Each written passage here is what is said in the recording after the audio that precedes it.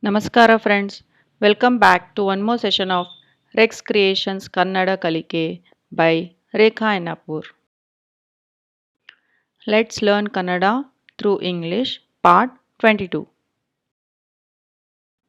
Pronunciations of few English letters throughout my lessons. Small n is pronounced as no as in number. Capital N is pronounced as no as in Ramayana. Small l is pronounced as l as in lucky. Capital L is pronounced as L. It's a unique character in Kannada. Small d is pronounced as the as in darshan. Capital D is pronounced as D as in dumb. Small a is pronounced as as in Amit. Double A is pronounced as A as in Aarti. Let's start to learn some small sentences today. Don't get angry. sittaagabeDi. sittaagabeDi. sittaagabeDi. Don't be afraid. ಹೆದರಬೇಡಿ. Bedi means it's like don't do it, that work. So don't be afraid. ಹೆದರಬೇಡಿ. ಹೆದರಬೇಡಿ. Don't be formal. ಉಪಚಾರ ಮಾಡಬೇಡಿ. ಉಪಚಾರ ಮಾಡಬೇಡಿ. Next slide. Don't shout. ಬೊಬ್ಬೆ ಹಾಕಬೇಡ. ಬೊಬ್ಬೆ ಹಾಕಬೇಡ. ಬೇಡ is singular form. Bedi is plural form or with respectful. We have nothing to do here. ನಮಗೆ ಇಲ್ಲಿ ಮಾಡಲು ಕೆಲಸವೇನೂ ಇಲ್ಲ. ನಮಗೆ ಇಲ್ಲಿ ಮಾಡಲು ಕೆಲಸವೇನೂ ಇಲ್ಲ. Don't do so in future. ಇನ್ನು ಮುಂದೆ ಹಾಗೆ ಮಾಡಬೇಡ. ಇನ್ನು ಮುಂದೆ ಹಾಗೆ ಮಾಡಬೇಡ.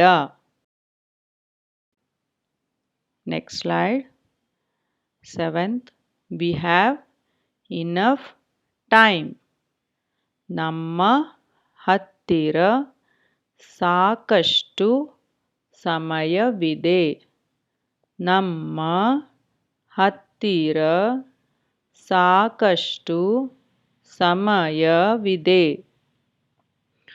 We are too early. ನಾವು ಬಂದದ್ದು ತುಂಬ ಬೇಗ ಆಯಿತು. ನಾವು ಬಂದದ್ದು ತುಂಬ ಬೇಗ ಆಯಿತು. There is no other way. ಬೇರೆ ದಾರಿ ಇಲ್ಲ. ಬೇರೆ ದಾರಿ ಇಲ್ಲ.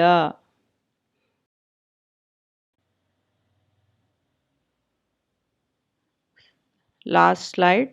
Today's last slide. Please keep eye on my bag. ದಯವಿಟ್ಟು ನನ್ನ ಚೀಲದ ಮೇಲೊಂದು ಕಣ್ಣಿಡಿ. ದಯವಿಟ್ಟು ನನ್ನ ಚೀಲದ ಮೇಲೊಂದು ಕಣ್ಣಿಡಿ. Do one thing. ಒಂದು ಕೆಲಸ ಮಾಡು. ಒಂದು ಕೆಲಸ ಮಾಡು. Last sentence. It is not so. ಅದು ಹಾಗಲ್ಲ. ಅದು Hagalla. So this is the end of the today's session. Please subscribe to my Telegram channel Reks Creations Kannada Kalike. Please like my Facebook page Kannada Kalike with Rekha. Subscribe to my YouTube channel Reks Creations. Please find all the above links in the description. Thank you. Thank you for watching my videos. Dhanyavadalu. Please like and share my channel, subscribe to my channel, and please don't forget to press the bell icon for more updates. Thank you.